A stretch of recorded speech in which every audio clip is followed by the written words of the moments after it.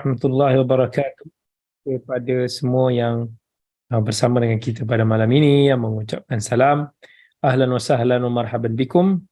Apa khabar semua? Moga semua dalam keadaan yang baik-baik. Selamat datang kepada semua hadirin hadirat, para penonton semua yang bersama dengan kita di live IG, di Zoom dan di Facebook. Semoga semua dalam keadaan yang baik-baik, insya-Allah. InsyaAllah pada malam ini kita akan sambung kembali siri Tadabbur Surah Al-Ma'idah, yang mana kita dah berhenti pada sesi yang lepas pada ayat yang ke-34 daripada Surah Al-Ma'idah. Ayat yang lepas, kalau kita ingat, yang berkisar tentang hukuman yang Allah turunkan kepada orang-orang yang membunuh, orang-orang yang melakukan kerosakan. Allah bagi warning kepada Bani Israel. Sebelum tu Allah ceritakan tentang kisah dua orang anak Adam yang kita kenali sebagai Habil dan Qabil. Dan pada malam ini insya-Allah kita akan sambung kembali yang menceritakan lagi rentetan-rentetan daripada hukum hakam yang Allah Subhanahu Wa Taala sabitkan di dalam surah Al-Ma'idah. Sebelum itu saya mengucapkan terima kasih kepada penganjur Global Ihsan yang telah menganjurkan kuliah kita pada malam ini, dan juga yang telah banyak berbakti lah insya-Allah kepada umat Islam, kepada masyarakat dengan kadar yang mampu, hasil daripada bantuan-bantuan daripada semua orang, dan begitu juga daripada doa-doa semua. Baik, a'udzubillahi minasyaitonirrajim. Bismillahirrahmanirrahim.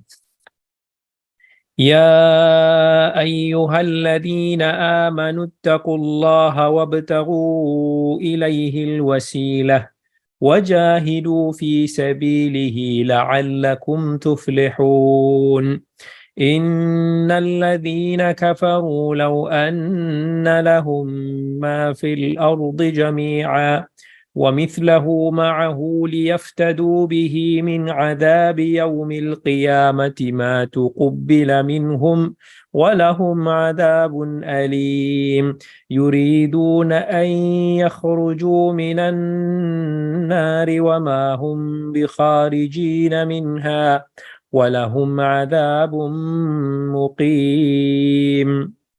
Baik, yang itu adalah ayat yang 35 sampailah kepada ayat yang ke-37.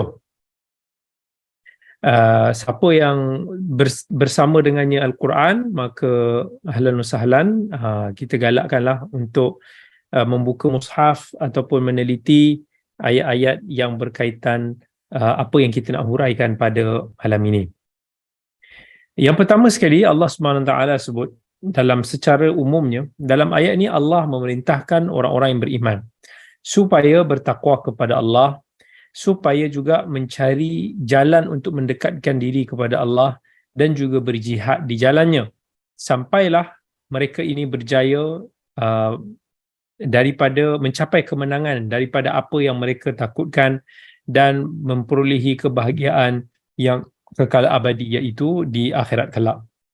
Lepas tu Allah Subhanahu Wa Taala bagi tahu bahawa orang-orang kufar ataupun orang-orang kafir ini, mereka ini tidak mampu memiliki apa yang ada di muka bumi inilah. Kalaulah mereka memiliki muka bumi ini ataupun yang sebanyak bumi ini pun, mereka tidak akan boleh membayar ataupun menebus diri mereka daripada diazab oleh Allah di akhirat kelak. Allah tidak akan menerima daripada mereka tebusan mereka, harta mereka, dan mereka akan mendapat balasan Allah yang sangat-sangat pedih. Yang ini mengingatkan saya lah kepada dalam beberapa hari yang lepas saya ada buat satu video, yang mana video saya ini bertajuk boleh ke orang kafir ataupun non-Muslim itu masuk syurga? Dan video ni saya dah post di IG dan juga di TikTok.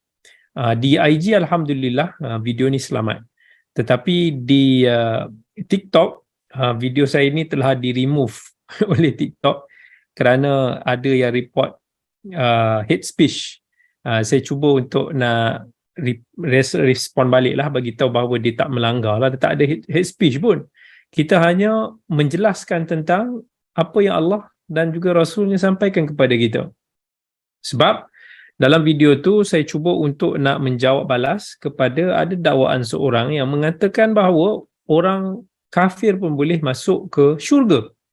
Kan ajib kan, pelik. Dan ayat yang kita bacakan ini pun cukup untuk nak membidas kenyataan orang tersebut. Orang tersebut tu dia peguam lah, mungkin ramai yang kenal. Dia selalu buat kenyataan-kenyataan yang melanggar akidah kita, yang bercanggah dengan agama kita, yang boleh saya kira menghina Nabi kita sallallahu alaihi wasallam. Dan telah ada fatwa daripada negeri Perlis yang menjelaskan tentang keadaan si fulanah ni. Dan bila dia buat satu kenyataan yang orang kafir pun boleh masuk ke dalam syurga, dan sebelum tu pun dia pernah ada buat satu posting yang dia nak berjiran dengan kapal Sing dekat syurga, dia nak bersembang-sembang kapal Sing. Dan video tu saya tak sebut pun nama dia, dan tak ada kenyataan-kenyataan yang ganas lah. Saya akan sebut tentang ulasan tentang ilmu je lah. Maksudnya saya kata, okey, kita nak fokus kepada isu syubhah yang ditimbulkan, iaitu boleh ke orang-orang kafir ni masuk syurga. Jadi saya bagi tahu yang orang kafir ni tak boleh masuk syurga. Sebab apa? Kafir ni sendiri maksudnya adalah mereka yang ingkar, mereka yang telah mendapat petunjuk, mereka yang dah dapat seruan, mereka dah kaji, mereka dah belajar, mereka dah dengar tentang Islam, tetapi mereka ingkar, mereka tolak, mereka tak gunakan akal mereka untuk betul-betul mendalami, menganalisis. Jadi mereka itu adalah orang-orang yang kafir. Kita tak boleh tolak penamaan orang kafir ini, dan dalam Quran pun Allah sebut dalam surah Al-Kafirun, qul ya ayyuhal kafirun la a'budu ma ta'budun wala antum a'abiduna ma a'bud. Yang mana surah Al-Kafirun ni pun Allah dah jelaskan, yang mana seruan itu telah jelas sampai kepada mereka, dan clear yang mana kita tidak menyembah Tuhan mereka, mereka tidak sembah Tuhan kita. Jadi jangan cuba untuk nak menimbulkan keraguan dalam agama Islam, jangan cuba untuk nak merosakkan akidah umat Islam. Yang ini banyaklah ayat-ayat dalam Al-Quran, banyaklah hadis-hadis yang Nabi SAW pun telah menjelaskan bahawa orang kafir akan kekal di dalam api neraka, dia tidak akan masuk syurga.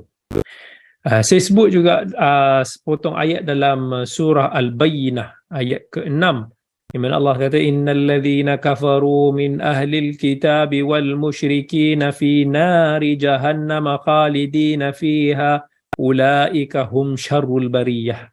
Dan orang-orang yang kafir daripada kalangan ahli kitab, dari kalangan orang musyrikin yang menyekutukan Allah, mereka ini akan berada di dalam neraka Jahannam yang mereka kekal di dalamnya. Dan Allah sifatkan mereka ni sebagai seburuk-buruk makhluk. Dan seburuk-buruk makhluk ni kenapa? Kerana mereka ini mendustai Allah. Atas apa yang Allah telah berikan kepada mereka, akal fikiran, Allah dah kurniakan kepada mereka nikmat yang pelbagai, panca indera, segala macam apa yang rezeki, tetapi mereka tetap juga mendustakan Allah. Mereka tetap juga tidak menggunakan itu untuk mencari kebenaran. Kerana itulah Allah sifatkan mereka sebagai seburuk-buruk makhluk. Dan dalam hadis pun Nabi SAW sebut, dan riwayat Muslim, Nabi sebut orang-orang yang pernah mendengar seruan aku ini tetapi mereka tidak beriman kepada aku, mereka ini akan menjadi penghuni neraka. Bezakan antara orang-orang yang kafir dengan orang-orang yang non-Muslim. Orang-orang non-Muslim adalah mereka yang tidak beriman, tetapi bukanlah semestinya mereka ini mendustai Allah. Mungkin mereka tidak berkesempatan untuk belajar tentang Islam. Contohnya kanak-kanak mukallaf yang belum mukallaf, anak-anak kecil yang meninggal. Mereka tak sempat nak belajar pasal Islam. Umur mereka itu masih lagi dalam keadaan belum matang, mereka tak ada peluang lagi, semuanya dibentuk oleh mak ayah sendiri. Begitu juga dengan ahli fitrah yang mana mereka ini tak mendengar tentang Islam. Mungkin mereka hidup di hutan, mungkin hidup di jauh, mungkin mereka hidup di tempat-tempat yang tidak memungkinkan mereka untuk mendengar, membaca tentang Islam, dan tak ada pula orang yang pergi berdakwah kepada mereka. Jadi orang-orang seperti ini non-Muslim yang mereka ini bukan kafir sebab mereka tidak mendustai lagi kerana mereka tak sampai lagi seruan kepada mereka. Non-Muslim ini berdasarkan kepada dalil-dalil, mereka ini terbuka kepada rahmat Allah. Yang mana mereka ini boleh selamat daripada azab Allah. Allah kata wa ma kana Allahu mu'adzibahum wa ma kana Allahu liyu'adzibahum. Bukan, ayat yang Allah kata sungguh Allah tidak akan mengazab seseorang itu dalam suratul Isra sebelum Allah hatta nab'atha rasula, sehinggalah Allah mengutuskan kepada mereka seorang rasul, utusan, yang mana mereka ini akan menilai daripada sudut penghujahan, mereka akan diberikan penjelasan. Jika tak ada itu semua, maka Allah tak akan azab mereka sebab keadilan Allah itu mestilah merangkumi orang itu telah berdiri tertegak di depan mereka hujjah. Jadi ada dalam hadis-hadis yang lain juga, contohnya kanak-kanak kecil ni mereka juga akan diuji di akhirat kelak dalam bentuk ujian yang Allah yang tahu, tetapi ujian tersebutlah yang Allah akan menentukan sama ada dia ni mungkin akan berterus masuk ke syurga ataupun tidak. Tetapi Allah itu maha adil, wala yadhlimu rabbuka ahada. Allah tidak akan menzalimi seseorang itu, tak ada sesekali pun akan menzalimi. Jadi non-Muslim itu mereka lebih luas. Boleh jadi mereka masuk ke dalam syurga Allah dengan rahmat setelah Allah mengadili mereka, dan juga keadilan Allah, mereka boleh masuk syurga, mereka selamat daripada azab api neraka. Amma orang-orang yang kafir, mereka tidak akan selamat dan mereka akan kekal di dalam api neraka. Ada yang akan tertanya tentang orang-orang kafir yang baik dekat dunia ni. Saya rasa macam tak adil. Mereka ni dekat dunia ni baik, takkanlah mereka tak masuk syurga. Kan? First, saya nak bagi tahu yang bila kita nak bercakap tentang urusan syurga neraka, kita nak bercakap tentang perkara-perkara yang ghaib, kita tak boleh gunakan logik akal kita semata-mata. Kita bukan jadikan akal kita ni yang memandu wahyu, kan, tetapi wahyu itu yang memandu akal kita. Sebab tak ada siapa yang tahu tentang urusan ini melainkan Allah Rabbul Alamin. Allah yang menciptakan syurga dan neraka. Allah yang menciptakan segala makhluk ni. Jadi hanya Allah yang tahu. Dan macam mana kita nak tahu? Kalau Allah ada bagi tahu kepada Nabi-Nya, sampaikan wahyu itu kepada Nabi-Nya, kepada Rasul-Nya, maka barulah kita boleh tahu dengan kadar apa yang Allah sampaikan kepada Rasul kita. Jadi bila kita sampaikan, kita tak sampaikan ikut hawa nafsu kita, kita tak sampaikan ikut akal kepala kita, tetapi apa yang kita sampaikan semua adalah berdasarkan kepada wahyu Allah, berdasarkan kepada hadis Nabi SAW. Jadi orang-orang yang kafir tetapi mereka ini baik di dunia, mereka ini mungkin selalu buat benda-benda kebajikan, mereka suka tolong orang, mereka suka menyumbang, perangai mereka baik pada kita contohnya, maka mereka ini adakah akan terselamat dan boleh mendapat syurga? Kena ingat, Allah akan ampunkan semua orang selagi mana ketika mereka mati itu mereka beriman kepada Allah. Manakala mereka yang telah sampai seruan Islam kepada mereka, tetapi mereka tidak beriman dan mereka mati dalam keadaan mensyirikkan Allah, tiada pengampunan kepada mereka. Kerana apa? Mereka hanya berakhlak kepada makhluk Allah, kepada manusia di muka bumi ini sahaja. Tetapi mereka tidak berakhlak dengan Allah. Kerana apa? Kerana akhlak itu ada dua jenis. Satu, akhlak dengan Allah, satu akhlak dengan manusia. Akhlak dengan Allah ini yang paling utama.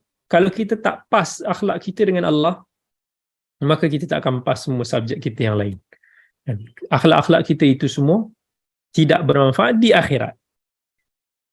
Akhlak dengan Allah merangkumi kita boleh jaga rukun iman, rukun Islam, segala perintah syariat Allah, tauhid Allah. Itu semua cara kita berakhlak dengan Allah.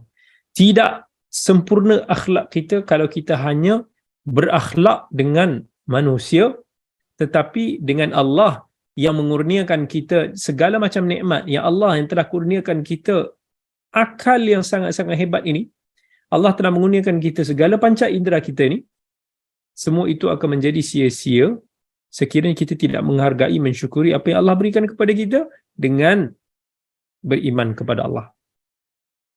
Dan sangat-sangat buruklah perangai. Memang Allah sangat-sangat buruk.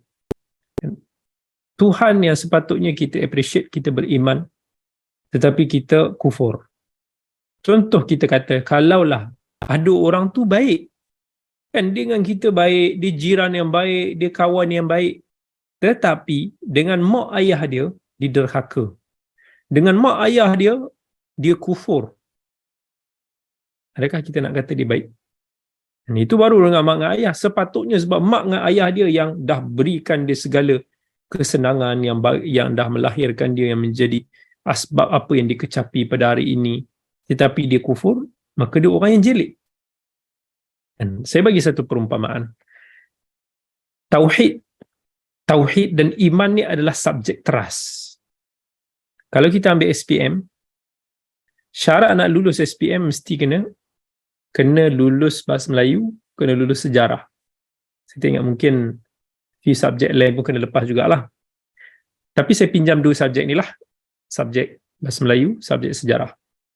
Kalau dua subjek ni tak lepas, subjek lain semua A, kita dianggap gagal SPM. Gagal SPM. Itu syarat dia. Sebab apa? Sebab bahasa Melayu dan sejarah ni main. Kita ambil persijilan dekat Malaysia, kalaulah bahasa Melayu kita tak skor, kira buruk benar lah. Kan? Kalau sejarah negara kita sendiri pun kita fail, dianggap macam apalah nilai dia ni sebagai pelajar di bumi Malaysia ni kan. Walaupun dia pandai English, walaupun dia pandai sains dan sebagainya, dia jadi macam tak bermakna.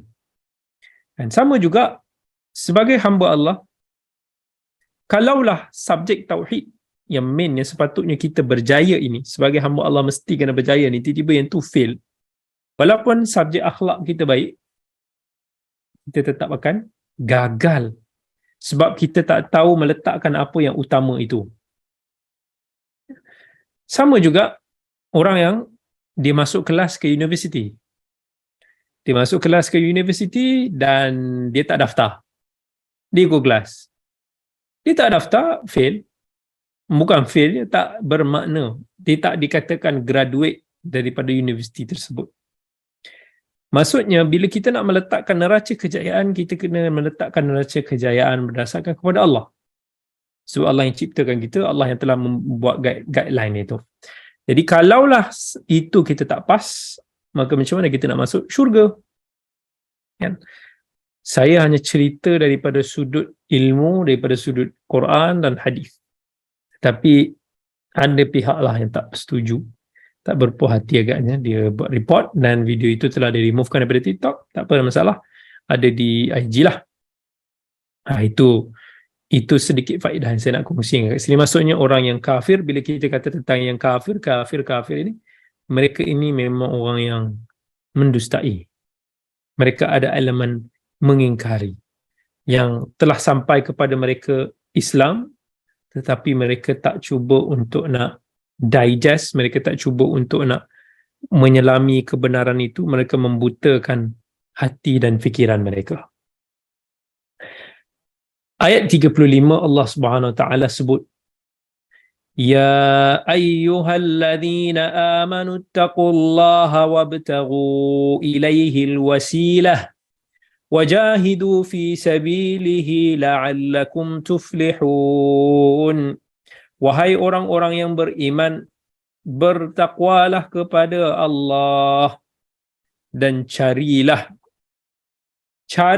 jalan untuk mendekatkan diri kamu kepadanya. Wajahidu, dan berjihadlah di jalannya, semoga kamu akan berjaya. Apa kesinambungan ayat ini dengan ayat-ayat lepas yang telah kita bicarakan? Bila mana Allah Subhanahu Wa Taala sebut tentang balasan kepada orang-orang yang memerangi Allah dan Rasul, orang-orang yang telah melakukan kerosakan di atas muka bumi ini, Allah dah sebut pada ayat-ayat yang lepas. Azab yang sangat pedih. Maka selepas Allah cerita pasal mereka yang perosak, yang pembunuh, yang kafir sebelum itu, maka Allah sebut kat sini, Ya ayyuhalladzina amanu. Allah panggil pula orang-orang yang beriman. Ittaqullah, bertakwalah kepada Allah. Ikutlah apa yang telah Allah perintahkan kepada kamu. Jauhilah daripada larangannya. dan carilah jalan untuk mendekatkan diri kepada Allah. Carilah jalan untuk mendapatkan keredaan Allah. Maksudnya, wasilah, Allah guna kata wasilah ni sebab wasilah ni jalan, ada pelbagai jalan. Nak dapat keredaan Allah ni ada macam-macam cara. Dan dia tak semesti satu point. Kalaulah kita mampu buat kebaikan itu dengan harta kita, kita gunakan harta kita. Kalaulah Allah bagi kepada kita kelebihan daripada sudut ilmu, kita kongsikan ilmu. Cari kebaikan itu dengan ilmu yang kita ada. Apa sahaja senjata yang kita ada, kita gunakan itu untuk mendekatkan diri kita kepada Allah. Barulah dunia yang Allah berikan kepada kita ini memberikan manfaat kepada kita. Sebab tu dalam Islam tidak melihat, atau Islam tidak menolak keduniaan. Hang nak jadi kaya, boleh nak jadi kaya. Hang nak jadi handsome, boleh jadi handsome. Hang nak jadi apa yang Allah nak bagi dalam dunia ini, silakan. Allah kata dalam Quran, "Qul man harrama zinatallahi allati akhraja li'ibadihi wat-tayyibati minar rizq." Siapa yang boleh mengharamkan perhiasan-perhiasan yang Allah nak beri kepada kita kat dunia ni, dan segala bentuk keindahan, kebaikan, itu semua tak salah. Tetapi kita nak gunakan apa yang Allah berikan kepada kita itu untuk mendapat keredaan Allah. Untuk mencapai keredaan Allah, nak mendekatkan diri kita kepadanya, dengan itu barulah apa yang Allah berikan kepada kita itu akan menjadi bermakna. Wasilah ada pelbagai. Ibadah ada pelbagai bentuk ibadat. Ada orang rajin puasa. Ada orang susah nak puasa. Dia rajin solat. Ada orang mungkin dia lebih rajin untuk nak membantu orang. Macam-macam. Ibadat ni ada pelbagai jenis. Tetapi dalam ayat ini, selepas Allah cerita tentang wasilah yang pelbagai ni, Allah sebut satu bentuk ibadah yang khusus, yang perlu kita fokus dan beri keutamaan. Apa Allah sebut? Ya ayyuhalladzina amanu taqullaha wabtaghu ilaihil wasilah wajahidu fi sabilihi la'allakum tuflihun. Allah sebut tentang orang yang berjihad di jalan. Berjihadlah kamu, wahai orang-orang yang beriman. Jihad ni apa? Jihad ni apa yang kita lakukan untuk mengangkat, menegakkan kalimah Allah. Li'i'la'i kalimatillah. Bi'amwalikum wa anfusikum wa alsinatikum. Dengan harta kamu, dengan jiwa kamu, dengan lisan kamu. Begitu cara kita berjihad. Ada orang dia mampu berjihad dengan lisan ni, dia berdakwah dengan ilmu yang dia ada, sampaikan. Itu jihad. Ada orang yang mampu dengan nyawa dia, go ahead. Ada orang yang mampu dengan harta dia, silakan. Dengan bila mana kita berjihad, barulah musuh-musuh Allah akan takut, akan hormat kita. Bila mana bangsa umat akhir zaman ini semua sudah menjadi penakut, yang Nabi SAW sudah sabdakan dalam hadis riwayat Ahmad bahawa umat Islam ini di akhir zaman ini umpama buih-buih di lautan. Kena ratah saja dengan musuh-musuh. Macam mana kita makan dalam dulang tu, kena ngap.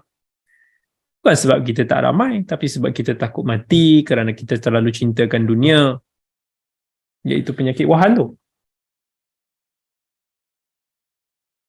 Tapi bila mana kita berani,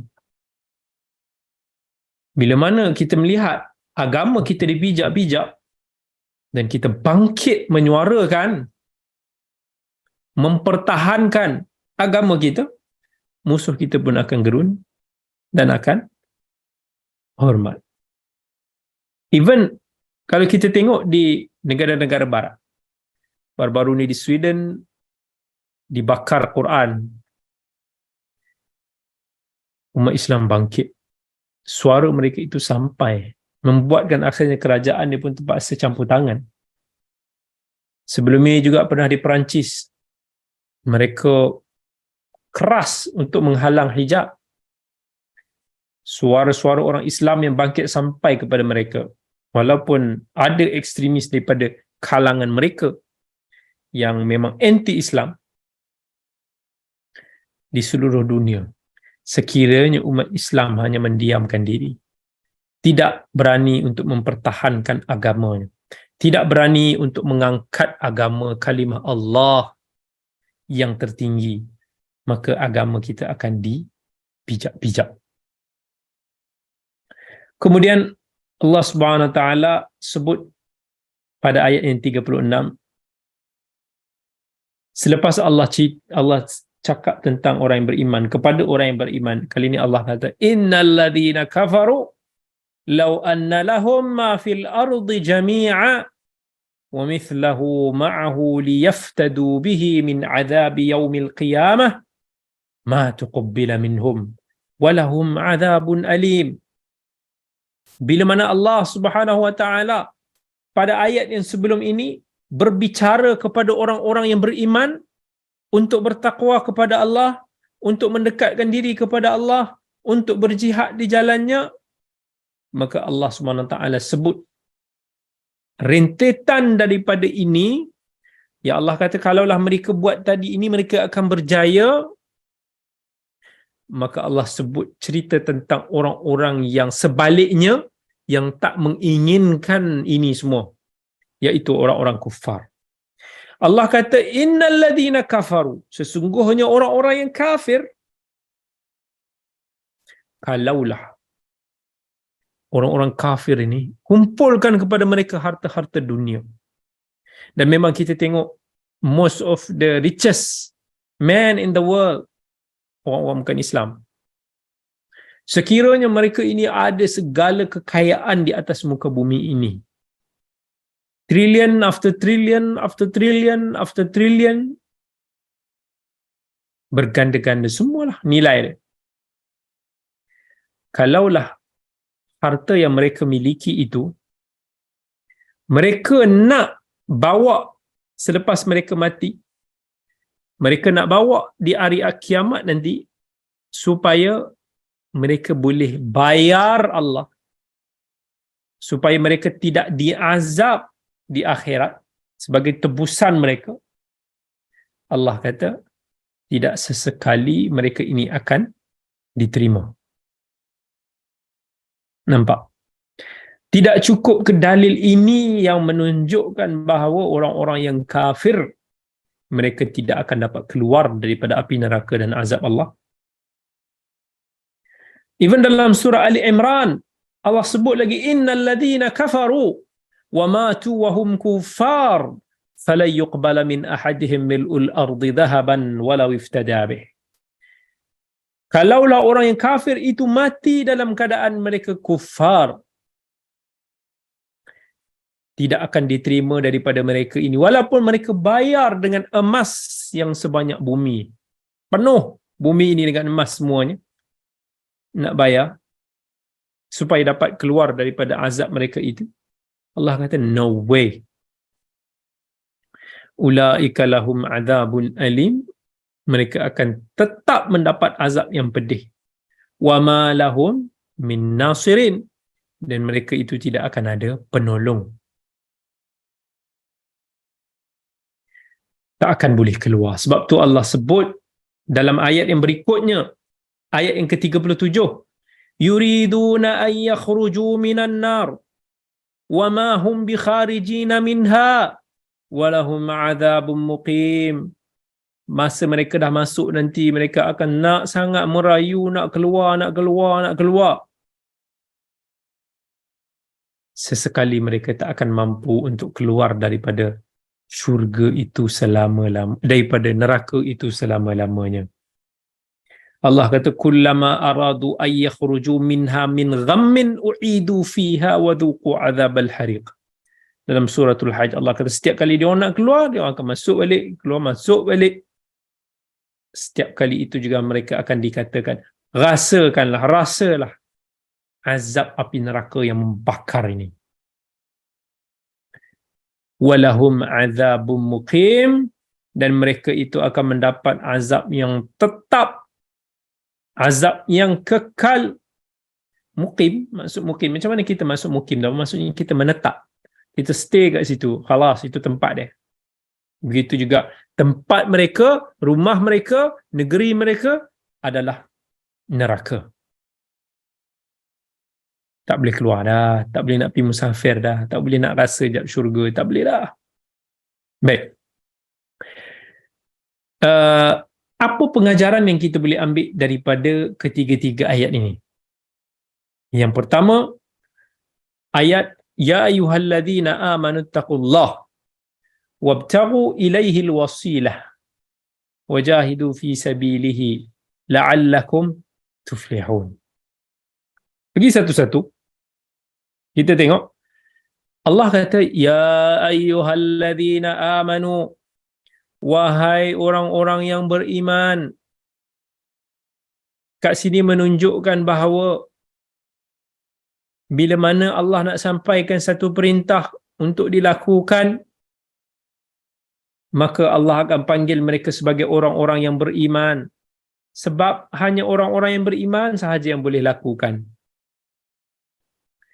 Kemudian Allah kata, ittaqullah. Kat sini kita boleh ambil satu faedah. Sebelum kita nak minta seseorang itu melakukan sesuatu, digalakkan untuk kita nak puji mereka dengan sifat yang kita nak gunakan itulah. Contohnya Allah kata kat sini, ya ayyuhalladzina amanu taqullah.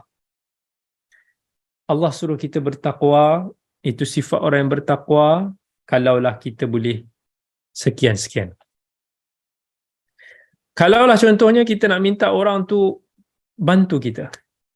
So bila kita, jangan kita macam cakap, weh tolong aku. Yang itu tak nice. Uslub Al-Quran, Allah suruh kita panggil dia dengan gelaran yang baik. Macam mana? Kalau kita nak minta dia tolong, kita cakap lah, wahai Tuan yang mulia, wahai wahai Tuhan yang mulia, Tuan yang mulia, tolonglah bantu aku sekian-sekian. Ataupun kita nak minta anak kita tolong kita, hai durar yang rajin, tolong mi sikit. Ni mana anak kuat abah ni, jom tolong angkat sikit baldi ni. Kita sebut pujian itu dulu sebelum kita nak bagi arahan kepada mereka. Itu akan membuatkan mereka lebih bermotivasi, mereka lebih bermotivasi untuk nak dengarlah arahan tersebut. Jadi sama juga bila mana Allah sebut dalam Quran ni, ya ayyuhalladzina amanu ittaqullah, sifat takwa, sifat orang yang beriman. Kemudian Allah bagi arahan kepada kita, nak bagi kepada kita galakan, motivation kepada kita supaya kita buat. Kalau kita orang yang beriman, kita buat. Kalau kita orang yang bertakwa, kita buat. Macam anak-anak kita lah, kalau dia memang kuat, memang dia rajin, dia buat. good faedah yang kita boleh dapat. Wajahidu fi sabilihi, berjihadlah di jalannya. Allah kata di jalan siapa? Di jalan kita ke? Di jalannya Allah itu? Di jalan Allah. Maksudnya, apa-apa yang kita buat, always, sentiasa setkan niat kita, kita buat itu untuk Allah. Apa yang kita buat tu di jalan Allah. Kalau kita nak berdakwah, kalau kita nak menegur sesiapa, kalau kita nak membahaskan tentang apa-apa isu ilmiah, bukanlah kita buat itu kerana kita nak menjatuhkan seseorang, ataupun kerana kita nak kumpulan kita, ataupun kita nak apa-apa yang agenda diri, tetapi kita kena ingat Allah. Kalau kita nak buat tu kerana Allah. Ikhlas, pentingnya ikhlas dalam apa jua yang kita lakukan. Dalam 3 ayat yang kita bacakan pada hari ini, kalau kita tengok, ada 2 jumlah dalam bahasa Arab yang kita panggil sebagai jumlah i'tiradiyah. Apa maksud jumlah i'tiradiyah? Ayat yang berbeza, yang berlawanan. Sebab ayat yang kita baca 35 tadi tentang orang yang beriman. Ayat yang ke-36 yang selepas itu tentang orang-orang yang kafir. Ya ayyuhalladzina amanu taqullaha, yang 36, innalladzina kafaru law anna lahum ma fil ardi jami'a. Ada dua yang bila disebut ni macam seolah nak bagi tahu pada kita, you not do this, you probably dalam golongan yang sebaliknya. Kalau kau tak rajin, kau malas. Macam itulah dia punya, tak nak tolong aku, wahai anak yang rajin, mari tolong mak. Kalau tak nak tolong mak, maksudnya kamu tak rajin. So maksudnya itu antara sebab kenapa disebut kedua-dua itu, supaya kita lebih berhati-hati, lebih bersemangat. Allah sebut ittaqullah. Ittaqullah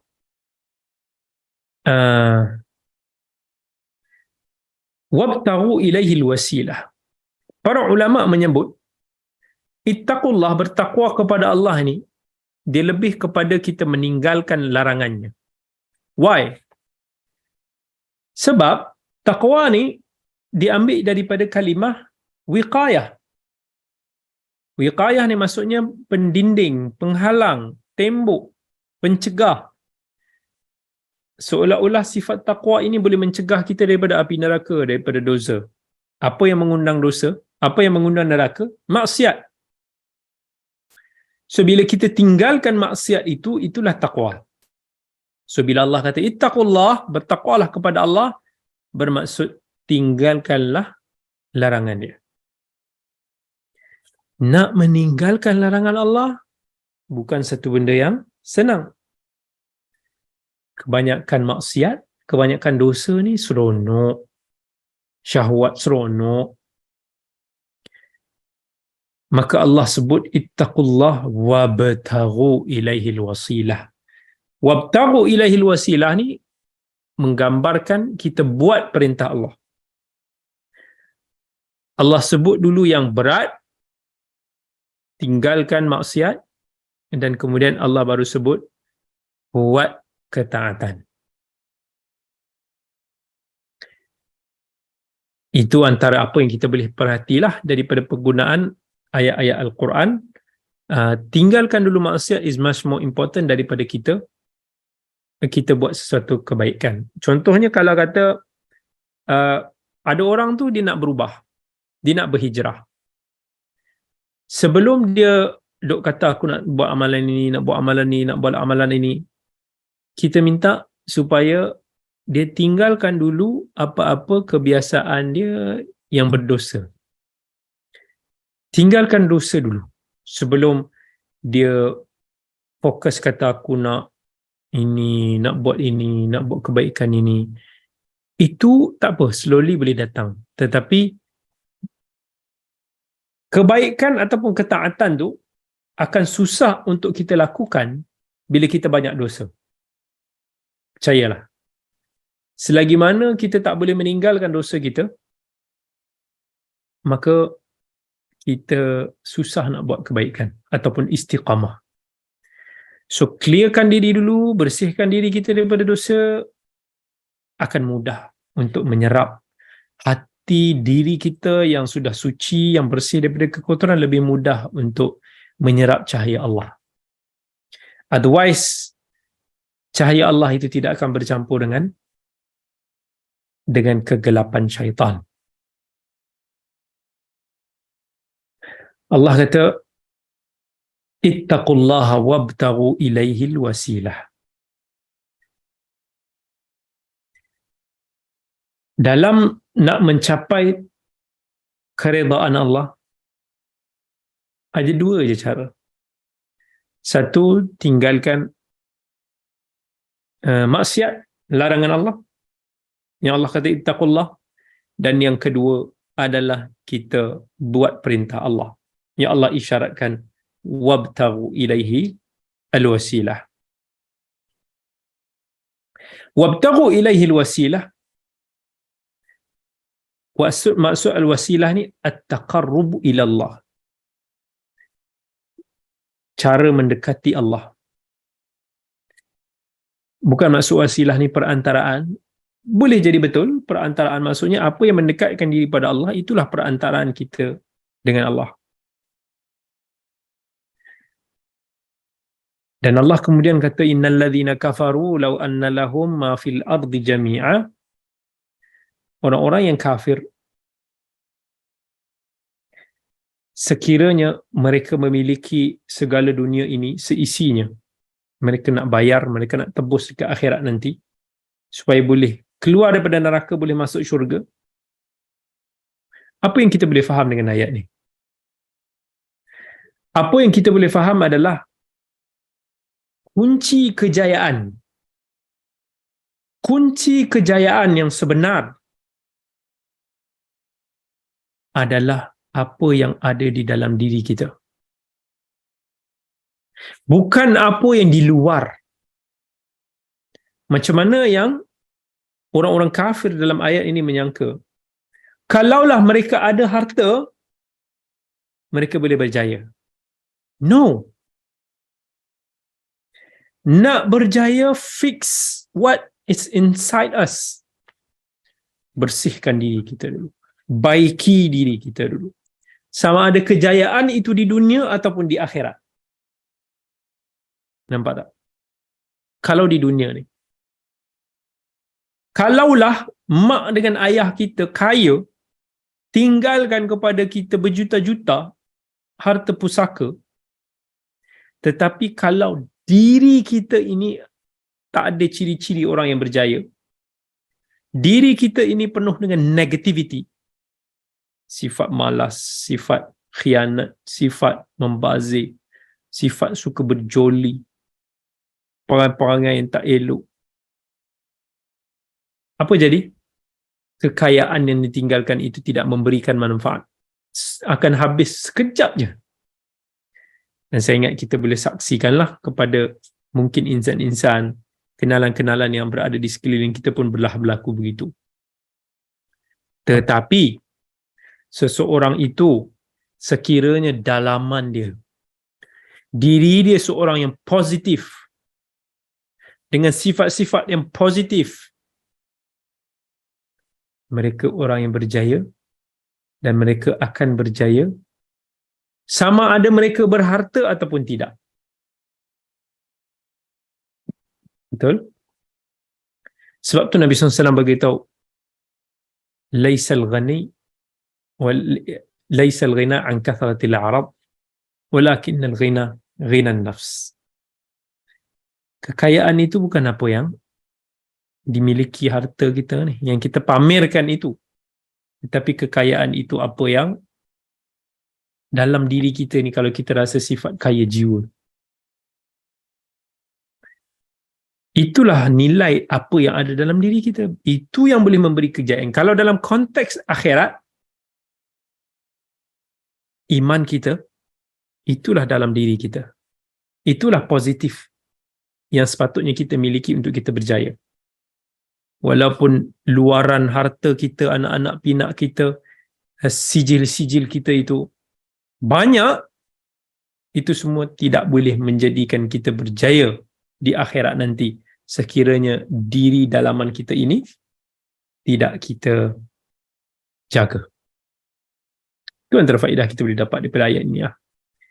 Ada yang tanya, Ustaz, join ke perkampungan sunnah hujung bulan ni? InsyaAllah. Walaupun tak tahu kenapa tahun ni dia pelambat sikit nak arrangement ke, nak setting ke benda-benda tu. Tapi insya-Allah lah. Baik. Kemudian ahli sunnah berdalilkan ayat wa ma hum bi kharijina minha wa lahum adzabun muqim.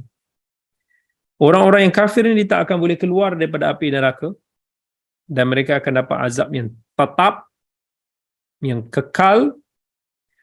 Ahli sunnah faham daripada ayat ini bahawa orang-orang yang mati dalam keadaan tidak kafir, orang-orang yang mati dengan mengucapkan la ilaha illallah, yang masih ada keimanan dalam diri mereka walaupun sekelumit, akhirnya mereka akan boleh keluar daripada neraka. Setelah dosa-dosa mereka dicuci, setelah mereka langsai azab-azab yang mereka sepatutnya terima, mereka akan keluar juga akhirnya. Mereka yang mentauhidkan Allah, at the end of the day, di penghujungnya, syurga. Sebab dalam ayat ini, Allah cakap yang tak boleh keluar ni adalah orang yang kafir. Allah kata lahum, satu frasa yang menunjukkan elemen al-hasru, kepungan. Maksud dia itu untuk orang kafir sahaja, bukan untuk orang selain daripadanya. Maka orang yang Islam, mereka boleh keluar daripada neraka sekiranya mereka diazab di atas dosa-dosa yang mereka lakukan. Amma orang kafir, wa ma hum bi kharijina minha, Allah kata mereka tak akan keluar daripadanya, dan mereka akan dapat dalah. Allah kata wa ma hum, ayat tu nak katanya never akan keluar. Kemudian Allah kata walahum, dan mereka itulah yang akan dapat. Kemudian Allah gunakan azab yang muqim, yang ketiga. Tengok, 3 kalimah yang Allah nak gunakan yang menunjukkan mereka ini khalas, tak keluar dah daripada neraka. Muqim, mereka akan dapat sentiasa azab Allah itu.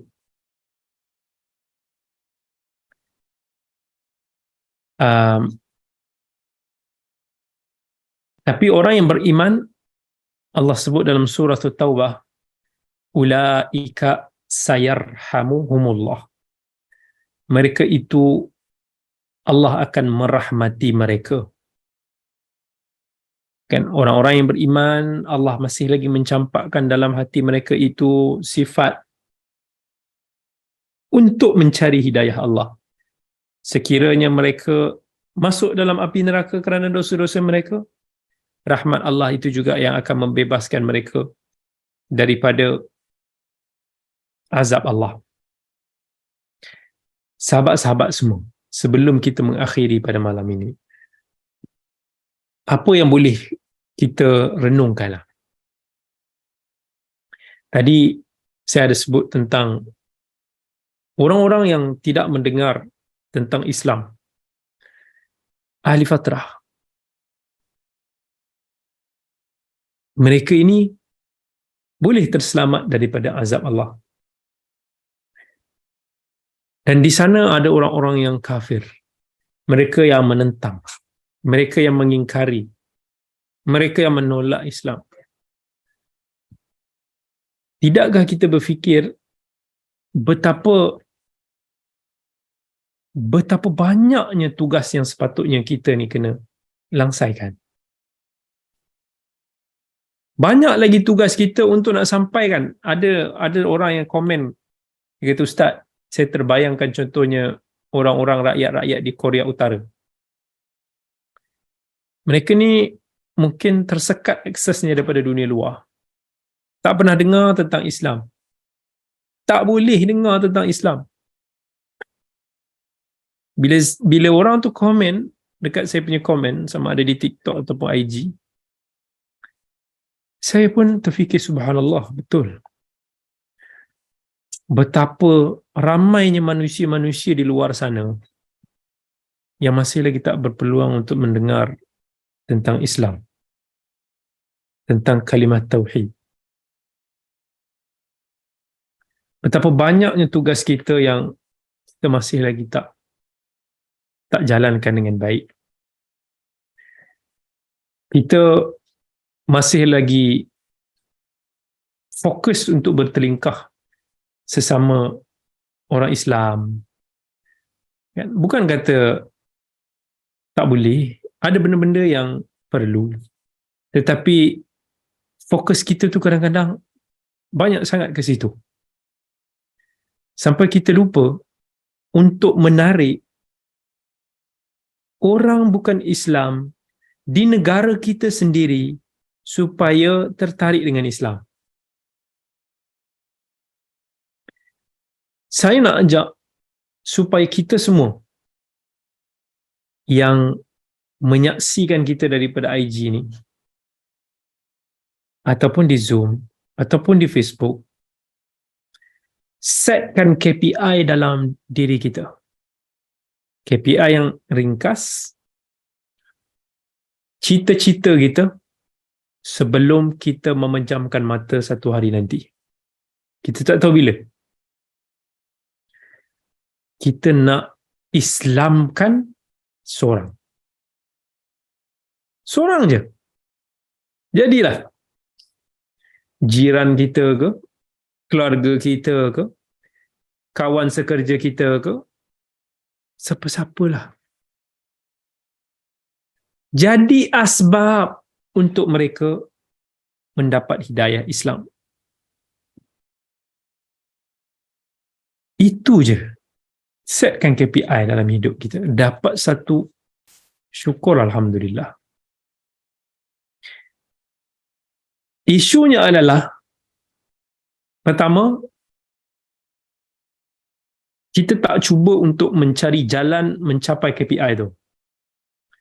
Kalau dalam dunia pekerjaan, yes, bila bos suruh kita buat satu-satu kerja,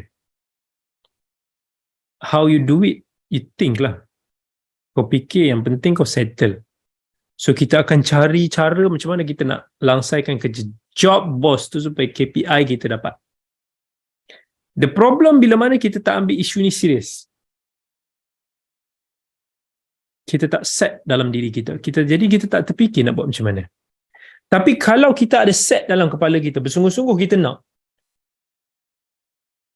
kita akan fikir, macam mana aku nak, katakanlah dalam kejiranan kita itu ada orang bukan Islam. Macam mana aku nak tarik dia supaya dia diminat dengan Islam? Macam mana aku nak start? Macam mana aku nak cakap? Kita akan fikir step by step. Macam mana kita nak buat kerja-kerja kita lah. Okey, aku nak macam mana mula-mula? Okey, aku try jemput dia makan lah. Lepas tu aku jadi kawan dia. Lepas tu kita tunjukkan akhlak kita. Lepas tu kita mula sembang sikit. Oh, ilmu aku tak cukup. Aku cuba cari. Apa lagi yang kita boleh buat supaya kita tarik, yang kita ambil serius untuk nak tarik dia. Kalaulah katakan kita ada lebih 15 juta orang Islam dekat Malaysia ni. Setiap daripada satu kita tarik satu orang. Subhanallah. Kita boleh dapat rakyat Malaysia yang fully Muslim. Kalau kita fikirlah ke arah tu. Tugas kita banyak sebenarnya. Orang Islam sendiri pun yang kita nak baiki pun cabaran dia besar. Yang penting kita kena ada goal untuk nak tarik orang ke jalan hidayah. Sebagai satu fadilat yang kita nak rebut, Nabi SAW sebut dalam hadis Muslim, Nabi kata ka Ali li ayyahdiyallahu bika rajulan wahidan khairul laka min yakuna laka hamrun na'am. Dapat jadi asbab tarik orang tu ke jalan hidayah, walaupun seorang itu lebih baik daripada kita dapat unta merah, lebih baik daripada kita ada Ferrari, lebih baik daripada kenderaan mewah dekat dunia ni.